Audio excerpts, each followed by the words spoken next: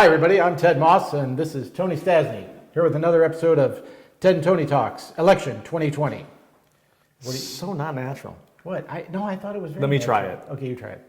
Hello, ladies and gentlemen. My name's Tony Stas. I'm here with Ted Moss, and together we are Ted and Tony Talks. Right. We're like wild stallions.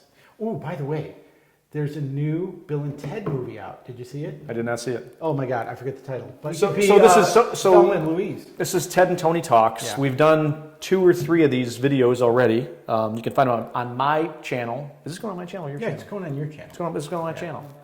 Yeah, so we've done 2 or 3 or 4 even. 3. Maybe. We've done 3. We've done 3 videos called Ted and Tony Talks. It's a play on words, kind of. Yeah, Ted you Talks, get it Tony, like Ted, between Tony. 2 urns. We really wanted to, I really think we should do that. Yeah.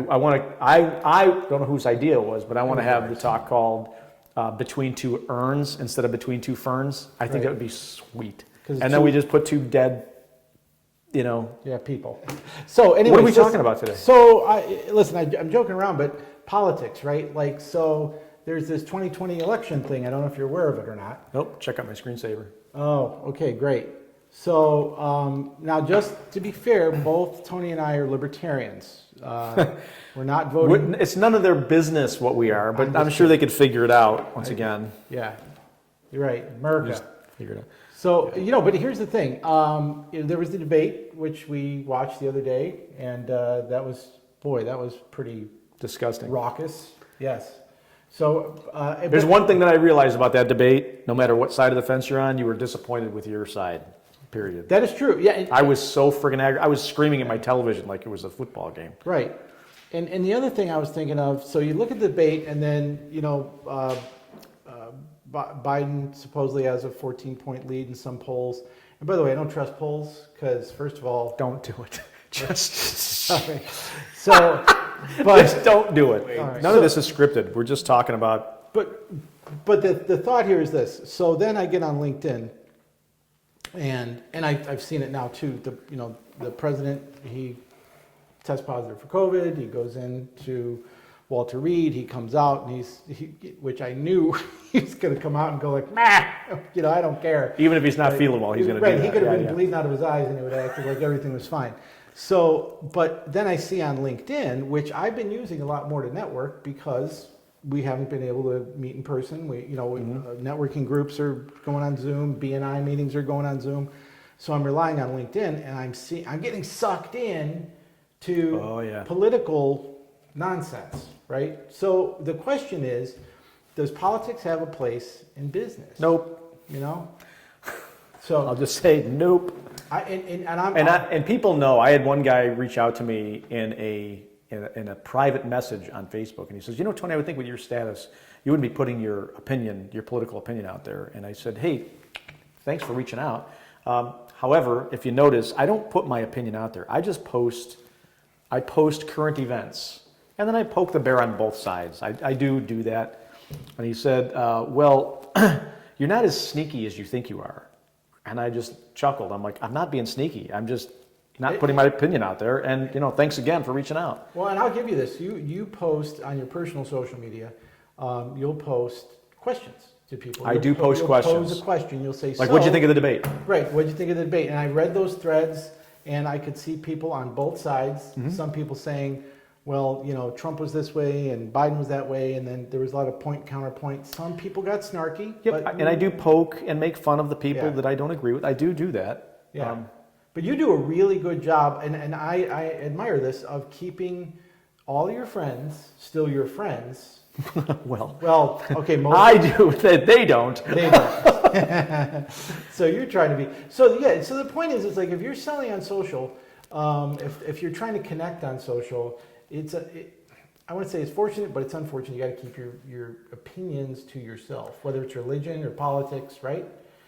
Here's the thing, and a friend of mine said this recently. He said we were actually talking about celebrities, but it can apply to you and your business. Like, you have so many people that follow you. There's so many of them. There's X number of people that follow you. The very moment that you put your political opinion out there, you just cut that in half. For the ones that are extreme about it. Like, there's celebrities that have done this, and I'm aggravated. I'm like, people, they should keep their political opinion out. And here's why. I was watching this thread last year, and it was political. And the one guy was an attorney, a friend of mine, he was an attorney. And he was putting his opinion out. He had an argument with somebody, and the other person said, now that I know where you stand, you will never get another referral from me. And I'm like, way to go, a-hole. Like, But you know what? Some people might not even care about that. They might not care about getting more business. Right. And for that, I say, have at it. So there's two schools of thought here. One is, right, we're going to keep it neutral, but there does come a point where, you have to be concerned. For instance, if there was legislation that was going to suddenly increase taxes on businesses by 50%, right? Yeah. I would imagine that might be a time you want to get active on, in whatever medium you can to say, hey, call your congressman, call your senators, take action. But you know what? You're not going to convince anybody. I heard a saying, actually, Maria told me this saying, but it's kind of been around, is you can't change people's minds with facts. And it's a shame because they are motivated by emotion, which brings up my next topic, which is a show that recently debuted on Netflix called The Social Dilemma. Now, I know you didn't see it, but... No, I canceled Netflix. Yeah, because of cuties. But we won't get into that. Nope. But you know what it is. Yeah.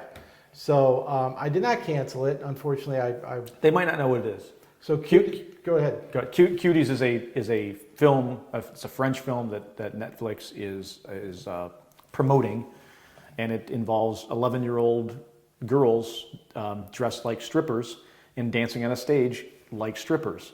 And it's controversial because some people are saying that's child pornography. Some people are saying that, but on the other side, people are also saying, like, hey, the message that the movie is giving out is the right message. And I instantly thought, and it's funny because a meme came across the thing. It says, hey, I don't need to go do a biography on how to kill puppies to show you that it's wrong to kill puppies. Right. And I'm like, duh. Right. So anyway, that's why I got rid of Netflix, because they're promoting it. I just think it's disgusting, and you should too. So there's other venues of, You're saying it's wrong to kill puppies? There's Amazon Prime, there's other stuff, but whatever. Back to The Social Dilemma. So it's a really great show because what it says is, if you look at, some high-level executives from Netflix, LinkedIn, Instagram, Twitter, have all come out, very high-level executives, and said, hey, you are the product. You and I are the product, and we're called users by social media. Do you know the other industry that calls people users? The drug industry. And we're the product. And these algorithms have become so sophisticated that they're able to really manipulate us into staying addicted to social media, right? To scrolling and scrolling and scrolling. And it's all about how many views they can get, you dropped your cat. Keep talking, I'll listen. But it's all about keeping us engaged in social media to the point where, the more activity they get from us, the more advertisers can. Tony, sit up in your chair. I'm trying to get the cap. So The Social Dilemma is I recommend you watch it. But here's the interesting thing. Since the launch of Facebook in the last 12 years, I think, and they'll show you, but I don't have all the facts on there, but they'll show you on the show, is the division and political polarization, all of this divisiveness, this polarization in our country politically has risen dramatically. It's in their best interest to keep people engaged in these negative conversations because facts don't change minds. Emotions are what people are relating to on social media. And suicides have gone up. Teen suicides have gone up. Preteen suicides have gone up dramatically. So I recommend you watch it, and it's a really Social great show. Dilemma. Maybe I could use your password to get in to see it. You can use my password. Listen, I want to tell you. Don't watch the password. It's a war. So, okay, so that's... Sorry, are you trying I was to look cracking up because I saw your notes, young girls. But you were making notes of the... It says 13-year-old girls, but I got it wrong. They're 11. So...